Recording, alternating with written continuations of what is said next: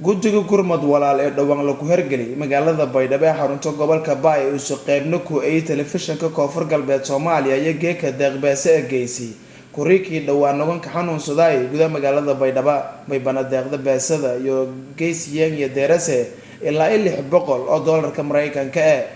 beesadaasna may ba ku shalkoytay jaaliyada Soomaalida ee ka dhaqan dalka Australia ee gudaha magaalada Baydhabo telefishinka Koonfur Galbeed Soomaaliya oo soo qayb ku hay guddiga gurmad walaal yeena geysay beesada ehelka kuriika xanuunsanay madaga farsamada TV-ga Koonfur Galbeed Soomaaliya Faysal Saal cadadka beesada iyo geysiyeen ehelada bukaanka emailiya ku koytii waliba intii la egta rajada iyo leeyin walaayo wakiilan walaalo muslimin wareejina mid waxa yarkii xanuunsanay kansarka waalidii hadiyana dadkii oo walaalo muslimiin hayeen gurmudi oo kanoolay dalka binaanjay gudaajay ninkaantu hadiyane isma TV Koonfur Galbeed oo sinada gurmada soo diyaar kun xanuunsan Baydhabo saasoo kale nin ogolaad intuu wacyi gelin soo bina TV-ga soo waxaan helna walaalkan oo xanuunsan Baydhabo geeki Ilaahay subhanahu wa ta'ala in dadiri intii walaay oo Ilaahay subhanahu wa ta'ala walaalo muslimiin ka baadi antuun walaalkan xanuunsan ku wareejin Ilaahay subhanahu wa ta'ala yan kama yana marka wadna kala ma hadane walaalo muslimiin oo mar walba iyo dadka jeelintii walaalo dhibaataysan iyo kaalmeen Ilaahay subhanahu wa ta'ala may ban ku wane antii ajar lahan ko qorna Ilaahay ku sii ugunina ni weelahaani oo mar walba inteegan haan walaalo muslimiin oo gargaarayaan Muhammad Ilaahay ku walakii caafimaad degdeg Ilaahay subhanahu wa ta'ala ka sii dareemo kortan kan oo xanuunku sahay waxaan jeey daawadiisna la ka sheegay in dalka binaanjay la ku helo dareemo kortan murugo jarta Ilaahay subhanahu wa ta'ala ma ku orsadaan intii Muhammad caafimaad degdeg Ilaahay sii waalidii iyo walaaljoojayna iyo nagadan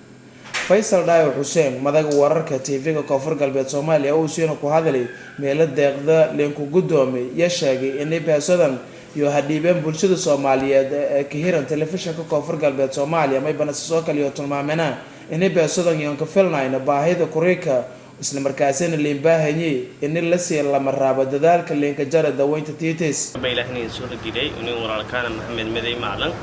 oo muddo la xanuunsanaa cudurka kansarka oo bulshada ku ay gelinaysa walaalkaan ka caawil hayni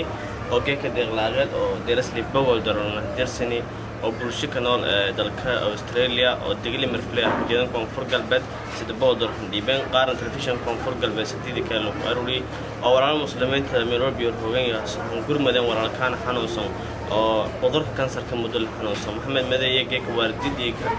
andimni beesadii oo muddo oo isla marxantaas oo ka wacyi gelin bulshada qaarna ay hayaan telefishinka madii wacyi gelintii ku argan isla marxantaas ay gurmad walaal iyo isla marxantaas in dhaqaaqay dadka walaalkan xanuunjay oo marwalba ku danqaday oo kumadahay labaan dasab doctor geeka telefishin Koonfur Galbeed iyo may boos lacagtiin muddo us harugay ku wareejay qoyskii Maxamed Maday oo la xanuunsan kansarka waan Ilaahay mahadiisu taas adiga Maxamed Maday oo gurmad walaal xiri oo muslimiinta Soomaaliyeed Nairobi hooyan warhaadeen ku danqadeen caawimaadisa ونحن تلفزيون كونفور قلبت هدونا أنا بحث قدرته وعيقلنا تقيم مهم قادني إلهي ديارنا وعيقلنا بدن صوب بدون وراء أنا مرور باكستان قرب تجنا دونا محمد مدني إلهي بنكتبنا إن عافمات خير كموسسي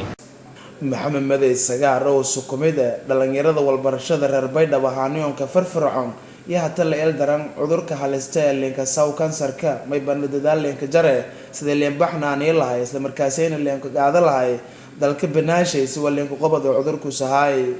Maxamed Nuur Maxamed Cabdullaahi telefishinka caalamiga ee Koonfur Galbeed Soomaaliya Baydhabo